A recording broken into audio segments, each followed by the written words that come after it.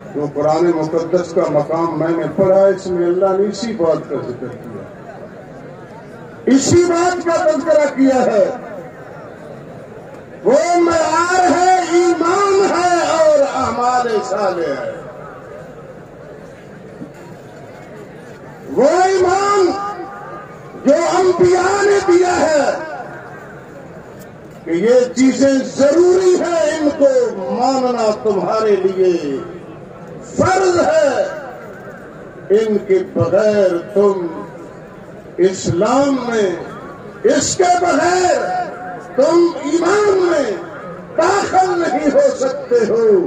وہ ایمان جس انسان نے اپنے سینے میں بٹھا لیا، اور وہ عمل جو عمل اللہ کے پیغمبروں نے کیا، اللہ کے رسولوں نے کیا ہے، جس انسان نے اس عمل کو اپنی زندگی کا اوڑھنا بچھونا بنا دیا ہے اور اس عمل کو سامنے رکھ کے اپنے شب و روز کو گزارا ہے، وہ انسان اعمال صالح کرنے والا بن جاتا ہے۔ تو جو آدمی ان دونوں باتوں کو اپنانے والا بن جاتا ہے، رب کعبہ کی قسم ہے، اللہ کا قرآن کہتا ہے، وہ آخرت میں کامیاب ہے۔ فرمایا ان الذین آمنوا وعملوا الصالحات، فرمایا وہ لوگ جو اللہ کو ماننے والے، ایمان والے،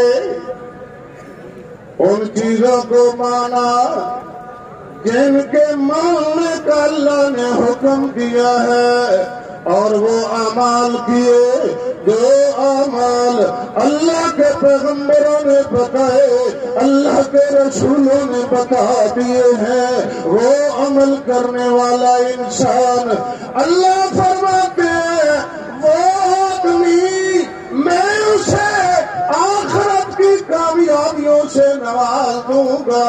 کیسے اللہ نوازیں گے؟ اللہ فرماتے ہیں لہم جنات تجری من تحت الانہار۔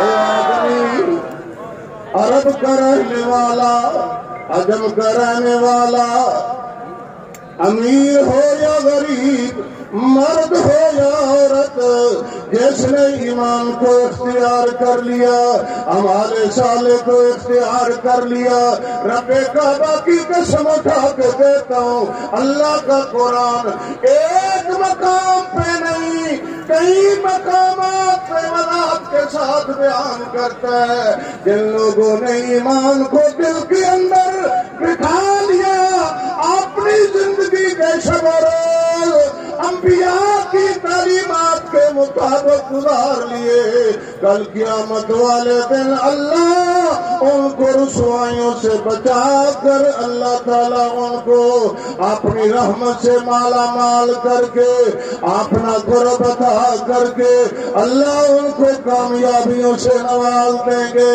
اللہ نے یہ معیار بنایا ایمان کا، اعمال صالح کا، جس نے یہ اختیار کر لیا وہی کامیاب ہوگا۔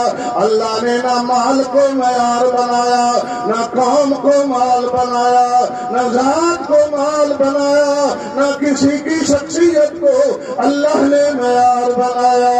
کامیابی کا معیار اللہ نے ایمان اور عمل صالح بنایا۔ قرآن مقدس کے اندر اللہ تعالیٰ نے ایک مقام پہ دو مثالیں ذکر کر کے اس مسئلے کی وضاحت کی ہے۔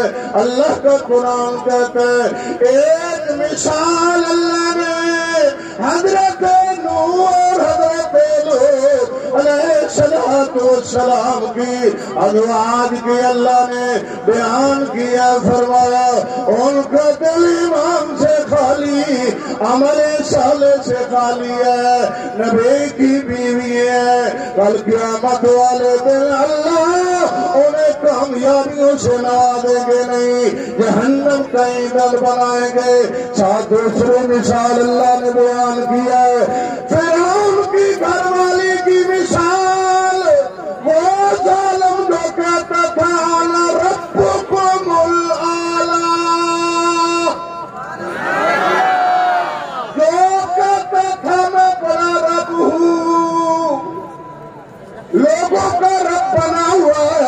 مشکل کشا بنا ہوا ہے، اس کی بیوی کی اللہ مثال ذکر کر کے فرماتے ہیں دیکھو اس بدبخت کی بیوی، اس کے دل میں ایمان اترا، وہ اعمال صالح کرنے والی بن گئی، کل قیامت والے دن اسے میں جنت میں مقام عطا کروں گا۔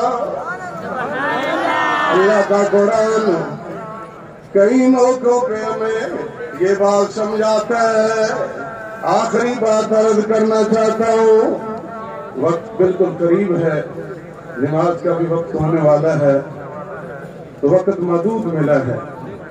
عنوان تو اتنا وسیع ہے، ساری رات لگ، اللہ کا فضل ہے پوری رات بیان کر بھی سکتے، اللہ نے گلا بھی دیا ہے، تو پھر ارشاد توحید و سنت کا اتنا مبلغ بھی قرآن اور حدیث کی سیر کرنے میں ماہر ہوتا ہے۔ آگے نا قرآن سے حدیث سے نہ وہ اکتاتا ہے نہ تھکتا ہے، نہ اس کا علم ختم ہوتا ہے، اتنا سے اتنا مبلغ ہے۔ دوسری عنوان تو بڑا وسیع تر ہے، لیکن آخری بات یہ اپنے موضوع کو ذرا سمجھانے کے لیے سیدنا ابراہیم خلیل اللہ کا باپ، ان کا اپنے علماء سے واقعہ سنا ہی ہوگا۔ ایمان اور عمل سے کیا تھا؟ خالی تھا۔ بجو کی شکل بنا کر قیامت کے دن خدا جہنم میں دھکیلے۔ پیغمبر کا چچا جس نے پیغمبر کی ولادت پہ لوگوں کو آزاد کیا، حقیقی چچا جسے ابو لہب کہا جاتا ہے، قرآن کی پوری سورت اتری ہے اور اسے جہنم کا ایندھن قرار دیا ہے۔ پیغمبر کا چچا ہے جو پیغمبر کی ولادت پہ خوشی منا رہا ہے، خوش ہو رہا ہے، لیکن اس کا دل ایمان سے خالی ہے اور اعمال صالح سے خالی ہے، خدا نے اسے جہنم کا ایندھن قرار دیا۔ اللہ کا قرآن تو معیار کیا ہے بھائی؟ ایمان ہے، اعمال صالح ہے۔ نہ خدا نے قوم کو دیکھنا، نہ خدا نے ذات کو دیکھنا، نہ رنگتوں کو دیکھنا۔ دیکھیے مکے کا غلام ہے، موٹے موٹے ہونٹ ہیں، بڑے بڑے ہاتھ اور پاؤں والا، کالے رنگ والا، لیکن دل میں ایمان سے اترا ہے، ہر وقت آہت کی صدا بلند کرنے والا، جسے مکہ کی گلیوں میں گھسیٹا جا رہا ہے۔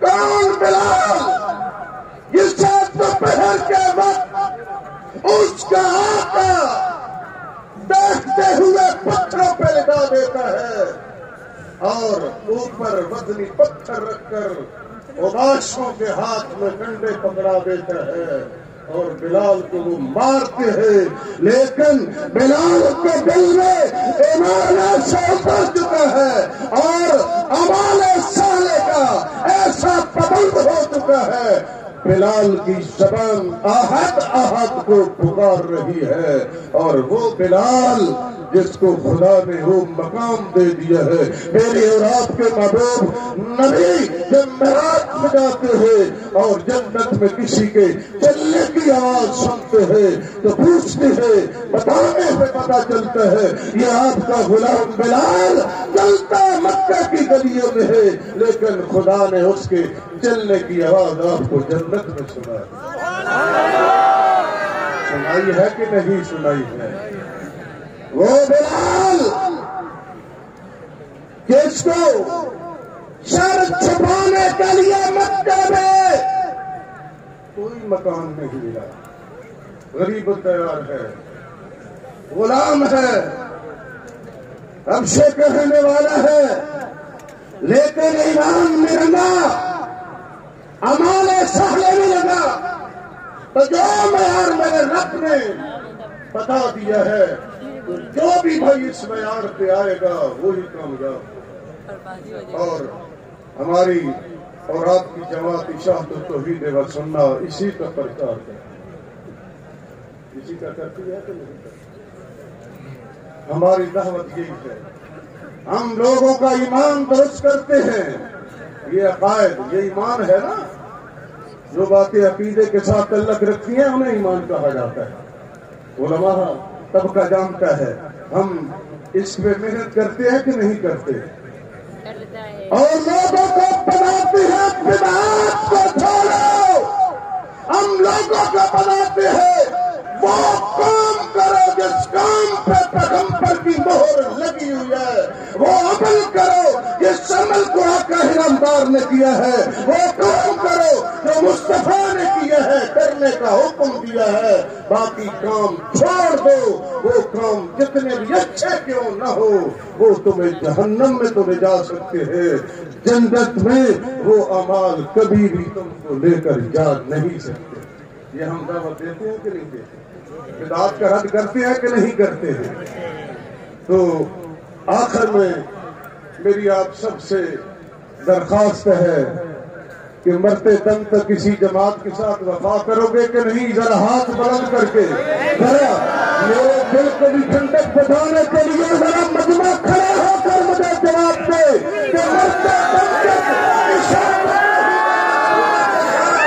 واپس رہیں گے، جان جاتی ہے تو چلی جائے، ساتھی بکھرتے ہیں تو بکھر جائے، ساتھ چھوڑ دیتے ہیں تو چھوڑ جائے، کوئی پرواہ نہیں ہے، ہم آخری وقت تک اسی جماعت کے ساتھ رکھتا رہیں گے۔ اللہ تعالیٰ آپ کے جذبات کو قبول فرمائے۔ ساتھی بھائی بیٹھ جائیں، اس کا یہی کام ہے، عقائد پہ محنت کر رہی ہے، لوگ گاڑیاں نکالتے ہیں، لوگ برا بھلا کہتے ہیں، لوگ طرح کے پتے لگاتے ہیں، کبھی کہتی ہے یہ پنپیری ہے، کبھی کہتی ہے یہ پتھری ہے، کبھی کہتی ہے یہ نماتی ہے، کبھی کچھ کہتے ہیں۔